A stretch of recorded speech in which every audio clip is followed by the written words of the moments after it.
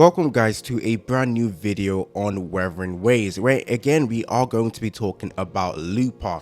Now you guys probably read the title and thought I was about to bash Lupa. Listen guys, I am here to clarify what exactly Lupa is, because I feel like a lot of people have unrealistic expectations about Lupa, and it's causing some of the little hates that I've been seeing around Lupa. People are saying she's underwhelming. I have actually been seeing a lot of comments on that, and I know why they're saying it. Okay, I absolutely know why they're saying it, and I want to talk about why you guys are thinking Lupa is underwhelming when she is actually very strong.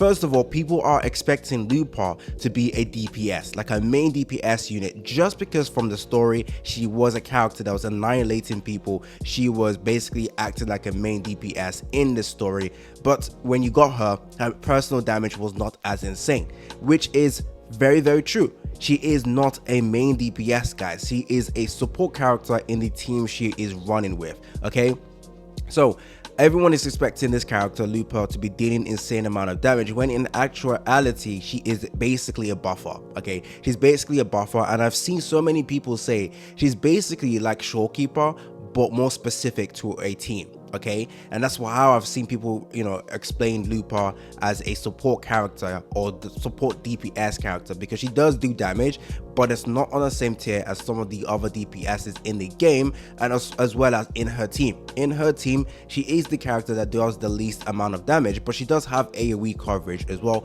To be honest, most of her teammates actually do have AoE coverage as well. So let's quickly take a look at the calculations that I have for Lupa, which is extremely important. First of all, if you guys don't know her best team is basically, actually it shows it right here when we go in. This is essentially her best team, guys. This is essentially her best team, and she is, like I said, the lowest dealing damage in the entire team right now. So if we go over to here, we can talk about some of the benefits Lupa has. Okay, first of all, she does not need her weapon. She does not need a weapon, guys. You literally do not need a weapon. Comparing this to Brant and Changli. Actually, no, maybe not Changli. Let's quickly go to Changli's weapon first of all. Nah, you don't need a weapon as well. You don't need a weapon. There you go. It's only like a 10% increase. Nah, forget that. As long as you have that 5-star standard weapon, to be honest. But if you take a look at Brant, I think you need his weapon. I will always say this: Brant's weapon is essentially very important for him. Okay, yeah, look at that insane increase in damage with this weapon. Absolutely amazing.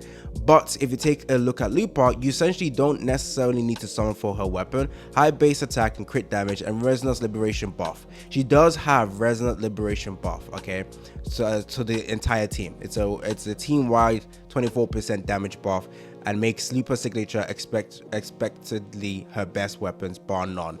Okay, actually I changed my mind. I actually think you might want her weapon. Okay, I changed my mind on that. I wouldn't say you need her weapon, but the weapon buffs the team, guys. Not only herself, but the team. Wait, is this going to be, actually what does it say? Increase attack, performing interest skill or resonation and liberation increases liberation damage by 24% for 6 seconds. Dealing heavy attack extends this buff. Is this a good, oh no, it's not. I was going to say, is this a good universal weapon? It's not, because each successful extension gives 24% fusion damage to all resonators in the team. So it's specific. If they didn't do that, that would be so universal. But even then, this is a universal buff, attack percentage, and when you perform intro skill, you get yourself support damage buff as well. So hey, you could technically summon for this and use this for future future support characters that are Broadblade. Actually, I would change my mind. I think her weapon is that good. I actually do think her weapon is that good, especially when he buffs up the team a lot. Look at the fusion damage buff as well as the liberation buff, and if you're comparing it to the standard weapon that we all are going to be using, increasing energy recharge and liberation damage. It's only for her, right? Yeah, it's only for her. So actually, let's take a look at calculations real quickly. So this is with her weapon and without her weapon over here.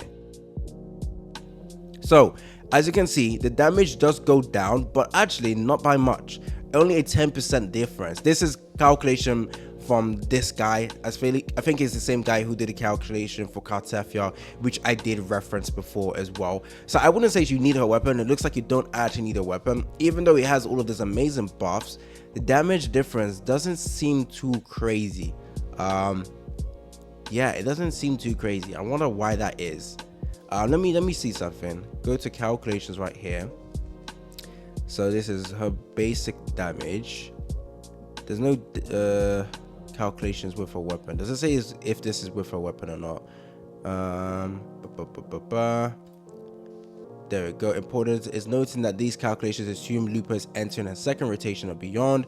Several of her buffs are not assessed on each ability. Okay, cool. Sequence 1, sequence, okay. It doesn't say anything about her weapon. I still wouldn't say you need her weapon then. If this calculation is to be believed, I wouldn't say you need her weapon based on this calculations. But the fact that he provides all of this amazing buff for the team seems really beneficial. But again, I've also heard people say, even in the review here, you don't really need her weapon. Where is it? Super easy to do. Yeah, has good non-limited weapon option, which allows them to perform well enough to clear without huge investment, which is contrary to like bronze. I think you want his weapon with bronze. Anyways, so that's one thing I want to talk about right there with the calculations. As you can see, the personal damage from Lupa is significantly lower than Bronze and Changli, and because of the reason for that is because she's a buffer, guys. She's a support DPS that buffs the team. She buffs fusion teams really well. She is the glue that sticks Bronze and Changli together. Okay, she makes this team really strong. She provides the buff, Bronze provides the damage plus the shield. I think he heals as well. I can't remember if he does, but I'm pretty sure he heals. And then Changli does the damage. Now, I will say the weakest person in this team is probably Changli. I can't lie. I think it's Changli. Her damage is good, but besides that, nothing much offered besides damage. Bronze offers damage plus survivability, and then Lupa provides the buff. Okay, even though her damage isn't good, and I know a lot of you guys are saying, well, she feels underwhelming because you guys are trying to use her as a main DPS.